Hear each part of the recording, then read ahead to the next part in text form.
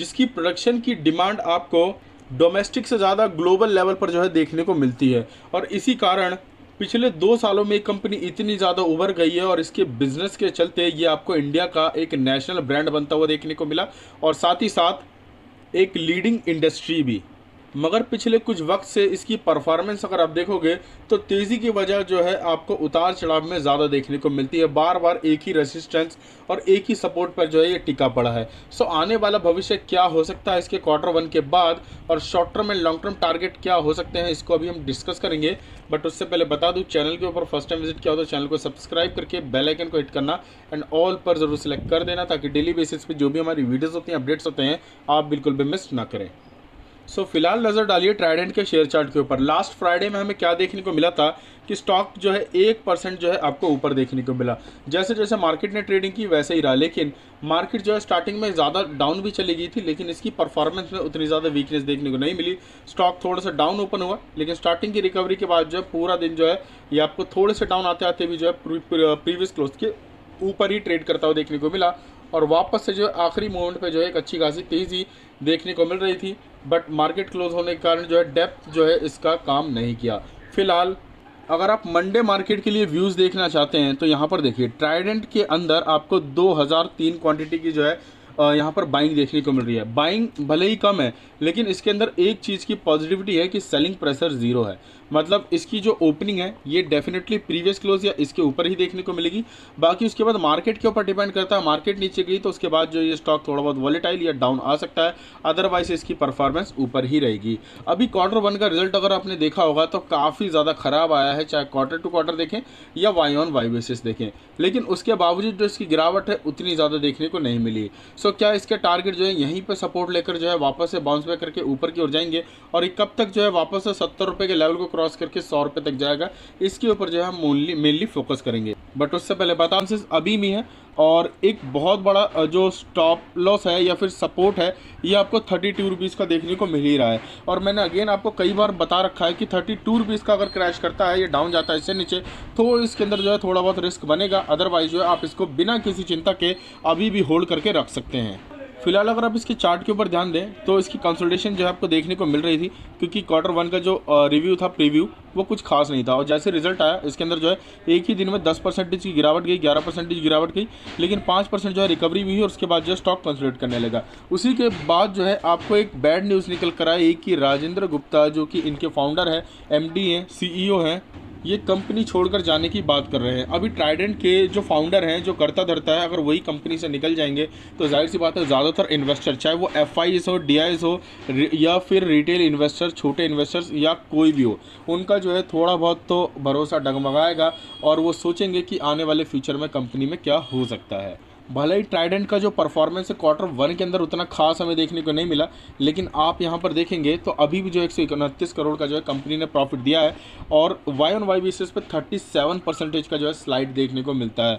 और ऐसे ही quarter to quarter basis पे भी जो है आपको काफ़ी अच्छी खासी गिरावट देखने को मिल जाती है। ठीक है, नेट प्रॉफिट जो है देख सकते हो 37.45% ड्रॉप हुआ 129 करोड़ के प्रॉफिट के साथ। और जो इसका रेवेन्यू है वो 13% जो है आपको जो है जंप करता हुआ देखने को मिला। मतलब रेवेन्यू बढ़ रहा है, कंपनी खर्चा कर रही है, लेकिन उसके बावजूद भी अगर प्रॉफिट घटेगा क्वार्टर टू क्वार्टर बेसिस तो नेगेटिविटी आएगी। लेकिन उसके बावजूद इसने कंसोलिडेट किया और इसकी जो गिरावट है डेफिनेटली स्टॉप लॉस तक भी नहीं पहुंची।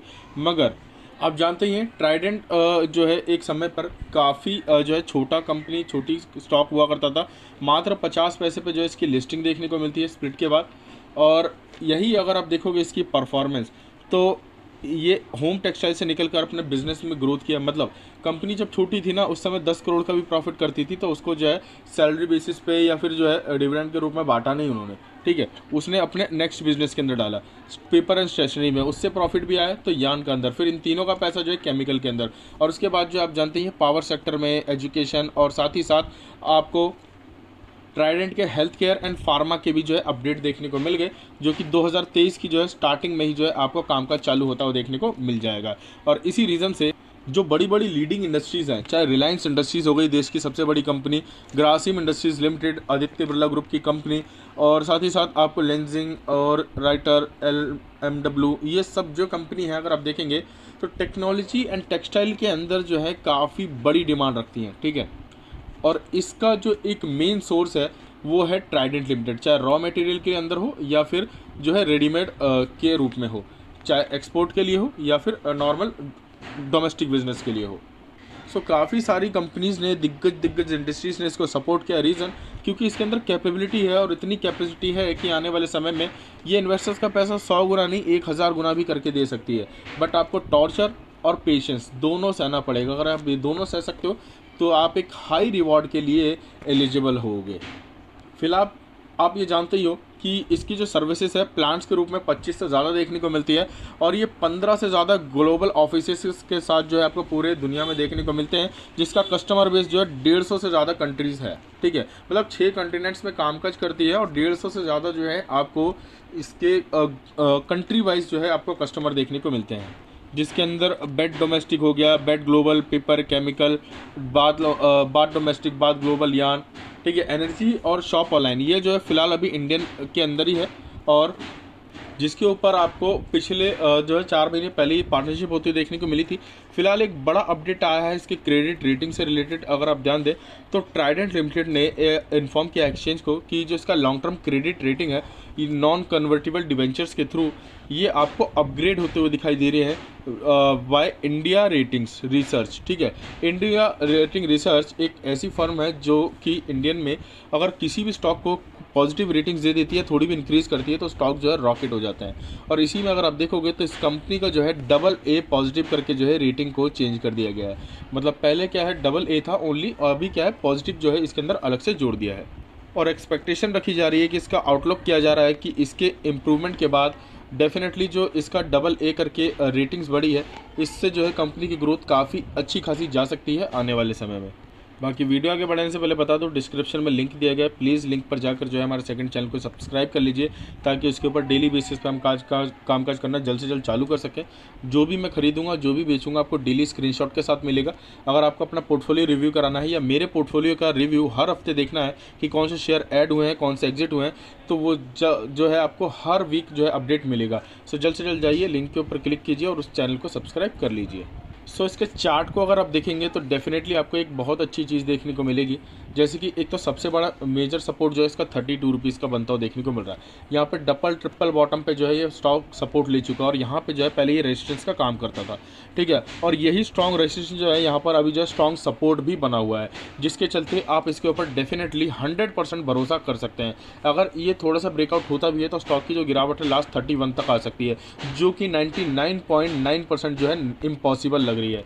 फिलहाल अगर आपकी इसके अंदर होल्डिंग है तो बने रहें, क्योंकि अगर आप इस कंपनी की स्ट्रेंथ चेक करेंगे तो अभी भी जो है 69% तक जो है स्टॉक बाइंग के लिए पास देखने को मिल जाती है। बाकी एडवांस चार्ट के ऊपर नज़र डालेंगे तो इसके अंदर 2 चीज़ें आपके लिए देखना काफ़ी ज़्यादा ज़रूरी है मंडे के लिए। सबसे पहला है RSI, और टेक्निकल सपोर्ट तो आप देख ही चुके हैं, लेकिन यहाँ पर अगर आप देखेंगे तो एंड मूवमेंट पे जो है यहाँ पर वॉल्यूम्स जो है ग्रीन कैंडल के साथ जो है क्लोज हुआ है और इसी के चलते जो एक अच्छी खासी पॉजिटिविटी के संकेत तो हैं, लेकिन निफ्टी कैसा परफॉर्म करेगी इसके ऊपर भी डिपेंड करता है, क्योंकि मार्केट की सिचुएशन ही जो है स्टॉक को ऊपर लेकर जा रही है।